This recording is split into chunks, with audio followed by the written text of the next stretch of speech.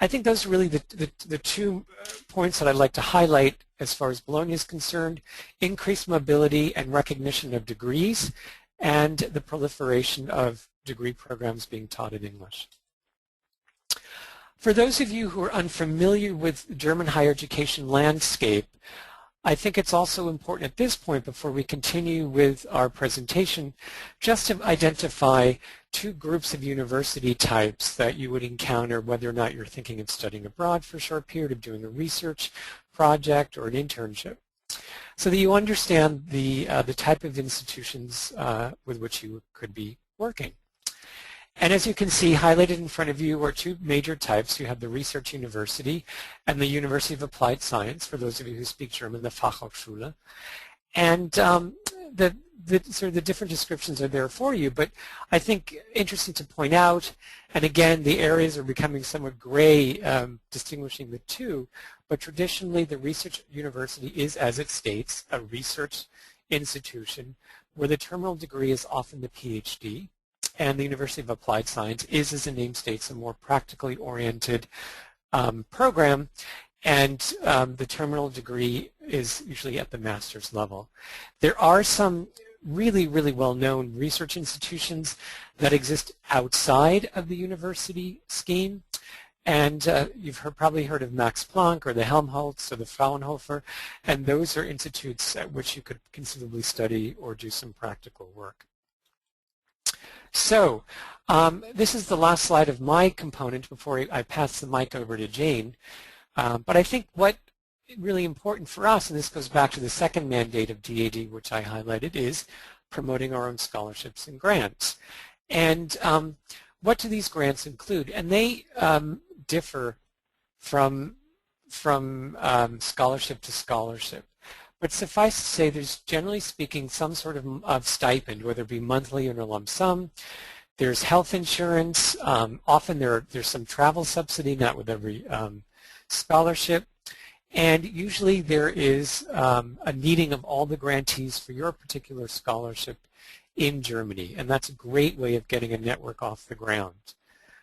So that having been said, I'm going to pass the mic over to Jane, who's going to walk you through the undergraduate and graduate scholarships, and then I'm going to come back and talk about some of the faculty opportunities for those of you in attendance, and then we're going to conclude with a conversation with Juliana Kraus.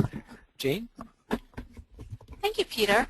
I'm going to tell you about some of our scholarship programs. These are the ones that you would actually apply to. I'm going to starting with the undergraduate scholarship. We're one of the very few organizations that provide scholarships for students at the undergraduate level for study abroad, and by far our undergraduate scholarship is one of the most significant ones. This is the one that really kicked off funding for undergraduate study abroad activities in any kind of significant way for us. This is a 1 semester to 1 academic year scholarship. It's for it's open to students of all fields, and you really can pursue almost anything. But the key with this program is that you do have to get credit. You do have to get approval from your academic advisor for whatever it is that you propose to do in Germany. It always is advantageous to be able to speak German or to know a little bit of German before you take on a semester to year-long course there, but it's not required. It's not required. The undergraduate scholarship does not have a specific language requirement, although you will find that we do require the language certificate as a component of all study scholarship applications. We award around 60 annually, which means that we get a nice, healthy pool of about 200 applications every year, and so it's a good possibility for you to get one. The award itself is 650 euros per month, so that's probably about more like $800, $900 per month.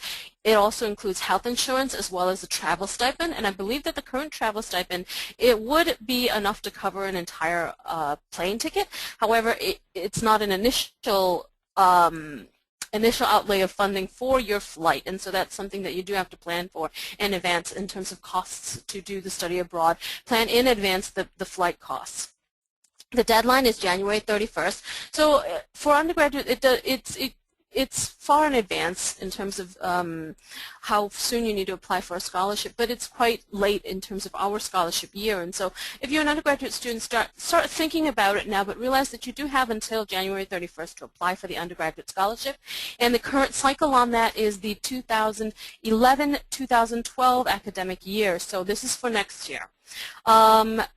Junior year abroad, it's a very popular scholarship for those who are doing junior year abroad. So yes, that is something that you can do on it. The one that we encourage most of all is students who actually really try to go out of their way and do the independent study in Germany at their university, really try to navigate the system on their own. It does require a pretty high amount of initiative and independence, but it's feasible. It's definitely feasible. Second is probably our most popular at this point program. This is the RISE internship. There probably are a couple of you, I'm afraid I don't know how to work the polls, but I'm sure I always get a few students who already know about this internship. It's the science and engineering internship. So if you are a major in any engineering field or any natural science or technology field, an undergraduate student enrolled full-time, sophomores and juniors only, I'm afraid. The seniors, we have a different program for you. It doesn't require German, and there is a stipend that goes with it. So that's the kind of the bonus. A lot of students ask whether this is a paid internship. No, it's not a paid internship, but you do get the same amount of stipend as the undergraduate scholarship. So it's 650 euros per month, plus the insurance, plus health, plus I believe that there's also some kind of travel reimbursement on that. Last year, we placed an amazing 364 interns in Germany. These are only from the U.S., Canada, and then we only opened it up to the U.K., which presented a very small percentage of them. But you know, it's a fairly large study abroad program. You know, you asked about the numbers on some of the other ones. There are a few that are going to have scholarships for 300, and you know, I ran into a few students at study abroad fairs, and they mentioned, God, RISE students are walking around everywhere on German university campuses.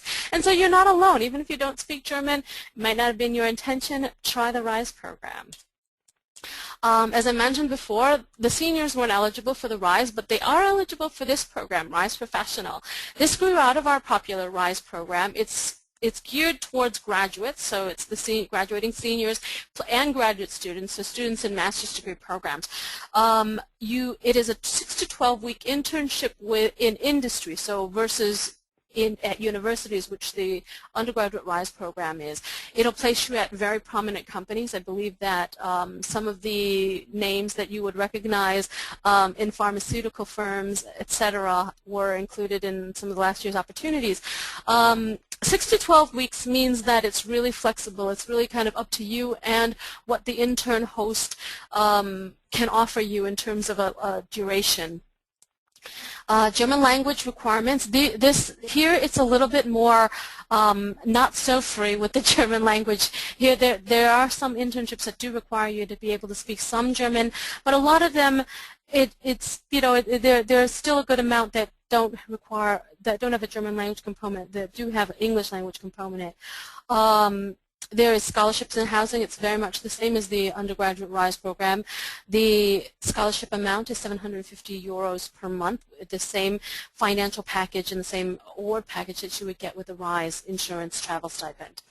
Again, that deadline is January 31st, but I highly recommend for the graduate students and as well as the undergraduate students who are considering RISE to start looking on our website. It's daad.org for that RISE program, because starting in December, I believe, is when the internship postings will start to go up. So what you do is you look and you browse through what's being on offer in terms of internships, and you post your resume up there for the other people to consider. So there's a match going on there.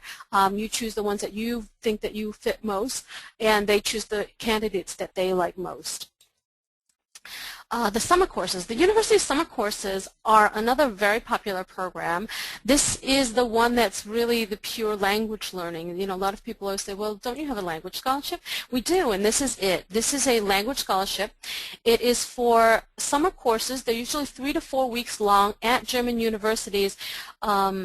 for students who are, you cannot be a beginner. You do have to have an intermediate or intermediate advanced or Oberstufe level. That would be the higher German language levels.